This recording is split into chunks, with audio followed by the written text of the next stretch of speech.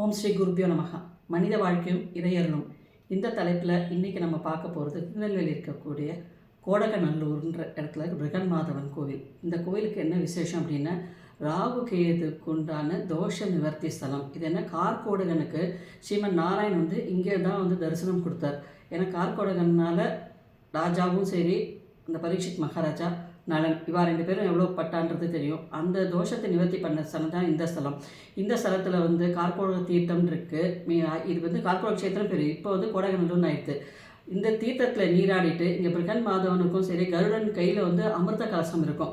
இந்த கருடனுக்கும் பிரகன் மாதவனுக்கும் நீங்கள் பூஜை பண்ணிட்டு வரும்போது, ஒரு ஜாதகத்தில் ராகுகேத தோஷம் இருந்தாலும் சரி, இந்த வீட்டில் அடிக்கடி பாம்பு வருது, அப்புறம் கனவில் அடிக்கடி பாம்பு வருது, அதுக்கப்புறம் இந்த சூரியாசிஸ்லாம் இருக்கு இல்லையா, அது அப்புறம் இந்த விஷ ஜந்து கடிச்சு அதனால் ஏற்படக்கூடிய தோஷம், அதாவது அதனால் ஏற்படக்கூடிய அந்த ஸ்கின் ப்ராப்ளம், இதெல்லாமும் நிவர்த்தி பண்ணி தரக்கூடிய ஸ்தலம் தான் இந்த ஸ்தலம். விசேஷமான ரொம்ப சக்தி வாய்ந்த ஸ்தலம். ஆனால் இந்த கார்கோடக தீர்த்தத்தில் நீராடிட்டு இவா ரெண்டு பேரும் நீங்கள் பூஜை பண்ணிட்டு வரும்போது அடுத்த 48 நாளில் உங்களுக்கு நீங்களே ஒரு மாற்றத்தை பார்ப்பீங்க. அப்படிங்கிறது தான் நிதர்சனமான உண்மை. இந்த க்ஷேத்திரத்துக்கு நீங்கள் ஒரு தடவை போயிட்டு வாங்க.